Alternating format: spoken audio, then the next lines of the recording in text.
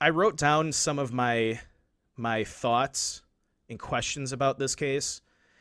And then I also have some comments from some locals in the area too that we can kind of go through. But so a couple of my questions I have, and you can let me know if I'm an idiot or what. But if he was this experienced, my first thought right away was why was he wearing jeans while hiking a rugged alpine area? If those jeans got wet, or he fell into any kind of moisture gets on him, it's gonna be a hell of a time to dry. Well, they'll get heavy, and it just doesn't. And they don't dry out fast at all. Yeah, and at this time of year, October, it's gonna be getting pretty cold at night, and the last thing you want to have on is cold, wet jeans. So that was a red flag for me. Already covered this earlier, but no cell phone or radio. Everyone knows my thoughts on that. If Todd was experiencing a bad knee, was splitting up the correct decision for the group to make? In my opinion, no. We don't know. We actually don't know how many were in the group.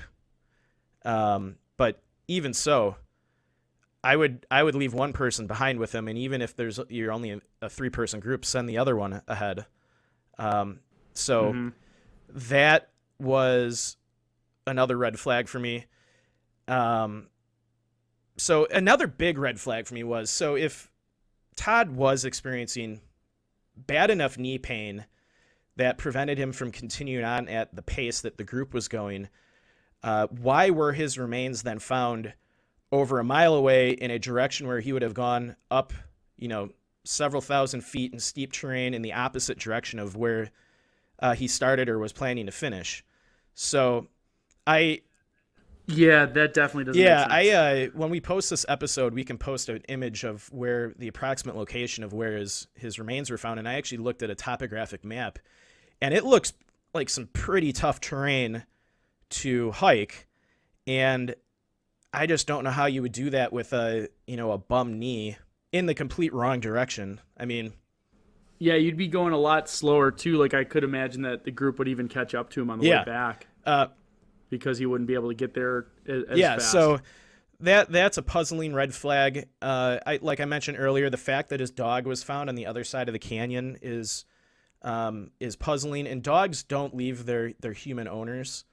I've heard of stories, someone passes away in the wilderness, and the dog will stay even with their body.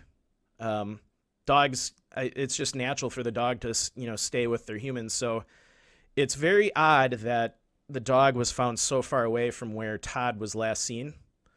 And like I said, with Todd's injury, how would he have gotten to the other side of the canyon?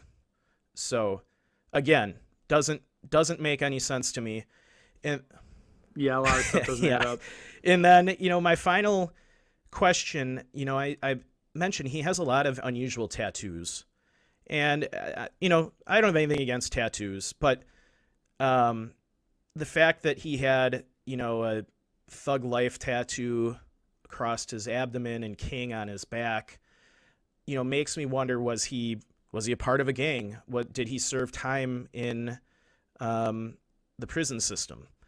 That's just total speculation on my part. There's no evidence to back either of those two theories up, but yeah, I was going to ask you that earlier because I was wondering why you brought that up, and I didn't know if they did say, oh, he had run-ins with people or something. No, but they, an insider on this forum, and I'll preface this is a forum from, I believe it's a lot of retired search and rescue personnel are on it, and there were actually a lot of people from this area that had ties to this case on the forum, and I can leave a link to the forum.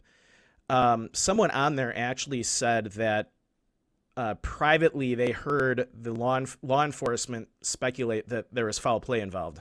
So, like the group, something was either the group or something else happened to Todd that was not of natural causes, like a fall or something. That's all that they left it at that. They didn't talk any more about that, and take it with a grain of salt. A lot of the information that was coming out of these people on the forum seemed legit. So I'll leave that up to the listeners to kind of decide if they believe it or not. But so just a couple more before we kind of get into theories, Joe. I've got a couple more just comments from people who lived in the area kind of talking about Hell's Canyon, about what kind of experience Todd would have gone through. So, and I'll preface these are taken from this forum. And so they could be right, could be wrong. We've been doing this long enough. You can kind of tell when people are, you think it's true, but so, it's up to the listeners to decide. But one guy goes on to say a total drop of over 6,000 feet with a bunch of up and down over 10 miles. That doesn't bode well for a bad knee. If he goes down the wrong fork, his mind and knee will not let him back up. Another person goes on to say the terrain bodes ill will for Hofflander. If he takes a wrong fork, he is caught in a gravity trap, which I'll get into what the Urban Dictionary definition of that is. I was going to say I've never heard that term before. No, I've never heard of it either, but I have experienced it. So it says he's caught in a gravity trap that flows out of Sheep Creek. That is one nasty survival hike. A week has passed. He must focus on water and one step at a time. If he is forced down Sheep Creek, his odds are poor. And so a gravity trap, gravity lulls you to sleep by the ease of your hike. After many miles in the bottom of a canyon, you eventually run into a vertical drop. Too tired to reverse and go back up, or over you go. So, I've experienced, I guess, kind of some form of that.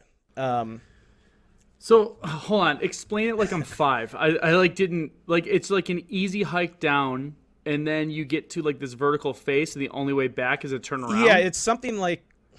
But are you like mentally like, well, screw that, I'll just try and figure out how to get down, and then you fall? Is that what it is? Kind of. So it's like the hike down into the valley is, it kind of lulls you into thinking like, oh, this is pretty easy, and then you get to the end and it's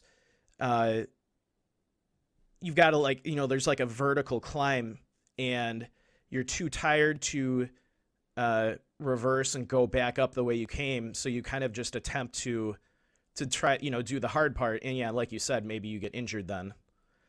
I don't know why they call it a gravity trap. I've never heard that definition before.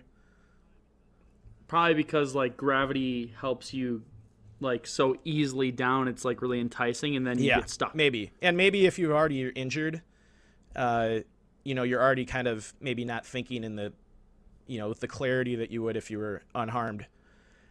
Yeah. I've literally never heard that term before. A lot of these cases. 2 more comments. So another person writes, it's gorgeous but steep and tough terrain to be lost in.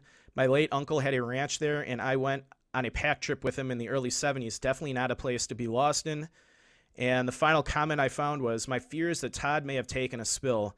A spill would limit ability to travel. Shock is a valuable survival response, avoiding pain from traumatic injury. So to have other survival instincts helps until it kills you. I know of several places to hole up in the terrain. He might be waiting. I only hope he was able to crawl across them as I found them. So some of these comments were happening while the search was still going on, as you can tell. But from what I gathered, it's some pretty nasty terrain and not somewhere you want to be lost in, especially if you're injured. So with that, Joe, I will open up the floor to hear what you think happened to him. I'm looking at your map right now, and I know we'll post it online. I'm looking at the one that has all the letter waypoints. So can you explain to me, and like I said, I'll post this on our Facebook page so you guys will be able to see it too. Which one was the fork he was supposed to be going up? So they were supposed to end. So G is started. They were supposed to end at E. So he was. So they're going G to his E. last known location that people saw him at was waymarker A. And he was going to turn around and go back to G. No, up to E. Sorry for people listening. We have a. Well, so yeah, I'm looking at it's like, so there was no, they're going starting in one way and then ending in another, and they're going to get out at that end, or they're going to come all the way back again. I don't know. I just know the end point was, so basically for people listening, they were starting. Okay. If you're looking at a map, they're starting at the bottom of the map. They go about halfway up, and then they go left. They stay at a camp, then they come back right and keep going north on the map to an endpoint. Okay, and his body was found like way His body was off found waymarker left. H.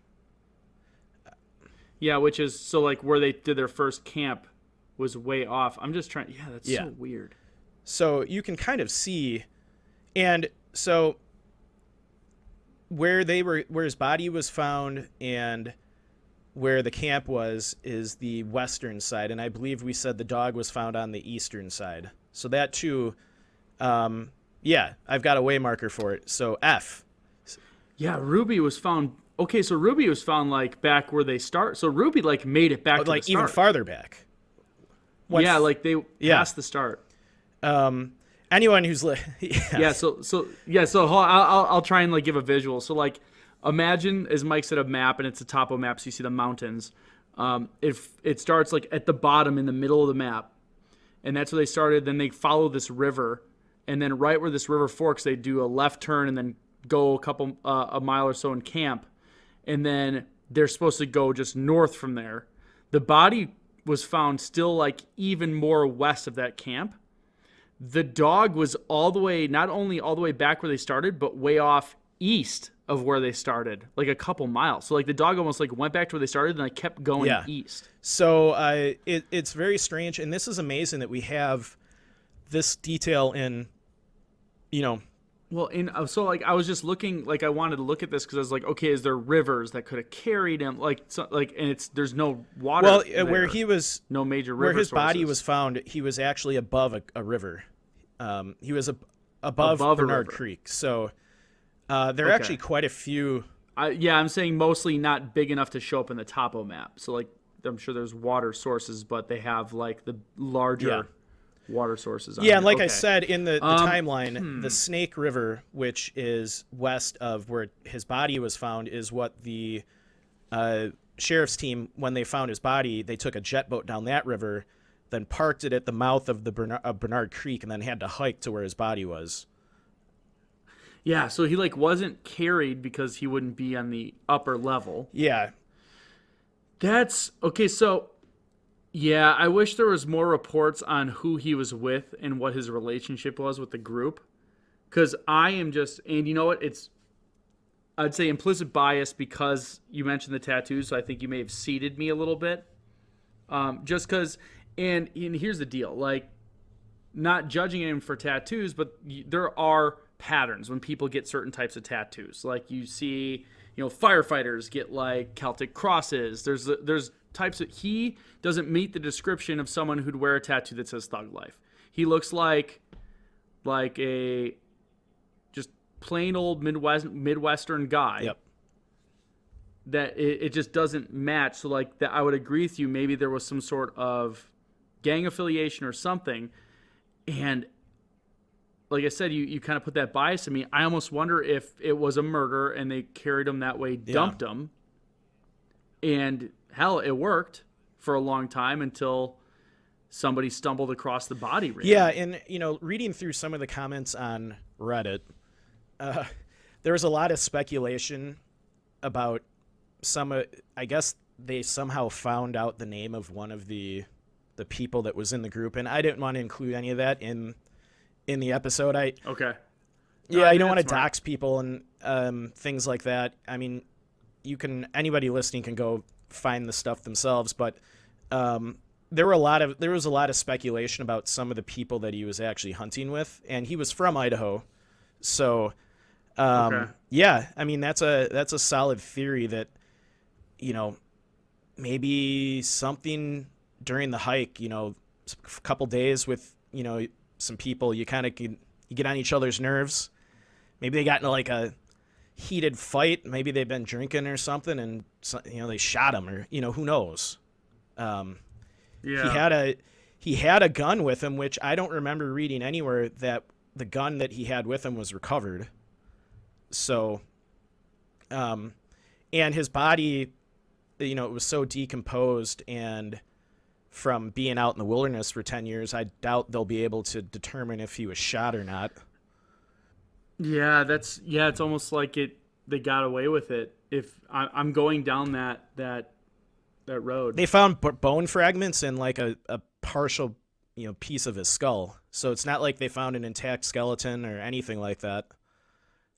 Yeah, and based on the foraging animals around there, I'm sure like they could have created the damage to the bones that might otherwise be attributed to like blunt force trauma or something like that. But if it's 10 years of getting knocked around and with all that other stuff, with cougars, timber wolves and black bears, if you, they're definitely gonna scavenge on that. And, the theory of foul play would make sense why the dog was found maybe by where they started. I mean, maybe the group took his dog with them after they murdered him and then dropped the dog off just, where they had parked. Yeah.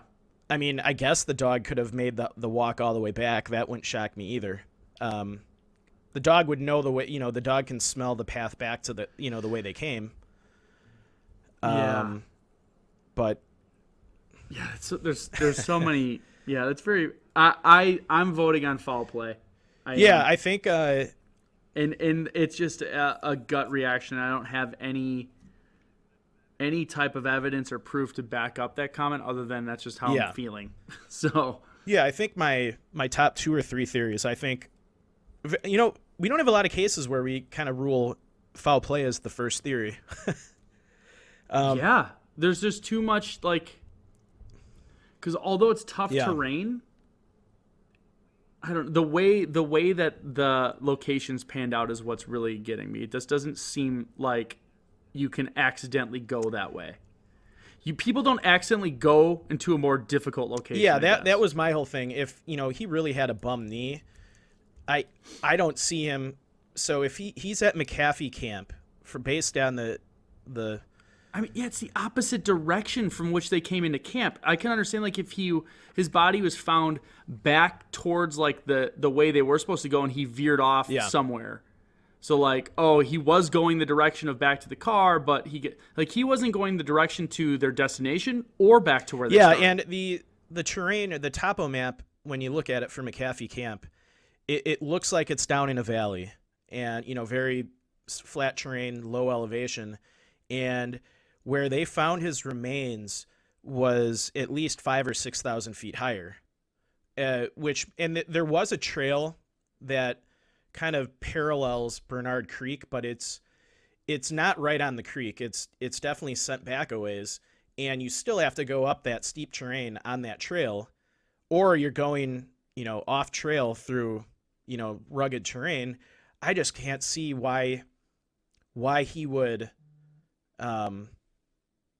hike up there with a bad knee, especially if his plan was, all right, you guys go ahead.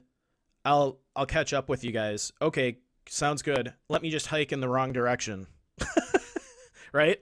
That doesn't make sense to me. If I'm going to meet up with you, Joe, if I say, all right, I'll see you at the end, it's going to take me longer, I would, go the same path you went. Yeah, absolutely. So it sounds like, something happened maybe with the group, or you never can rule out coming across someone else.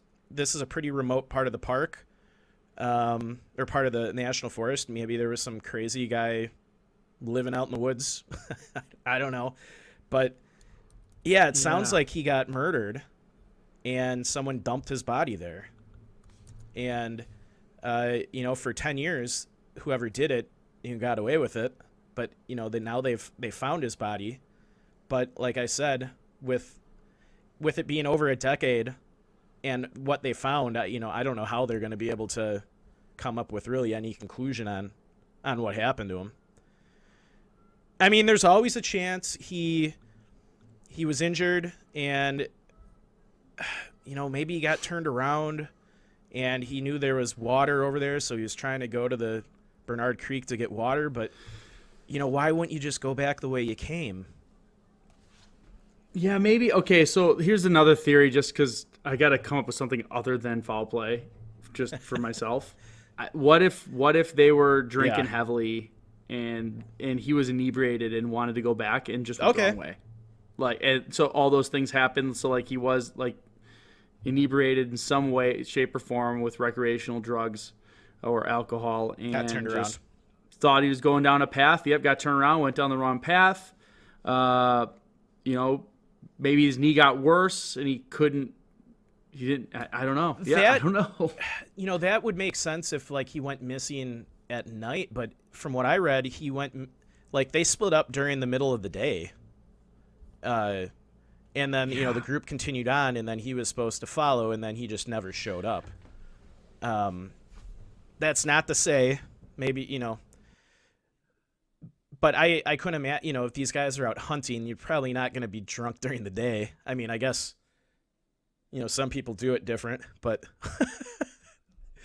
I mean, I think in major injury could be a possibility. Maybe what happened was he got turned around after they separated and got lost, and then started wandering around and went the wrong direction. But man, I just keep coming back to the fact that why would you go up 5,000 feet in the wrong direction?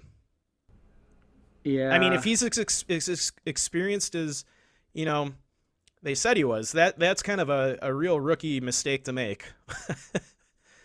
um, I'm sure the trails there aren't that well marked, but they're trails. I mean, yeah, I don't know.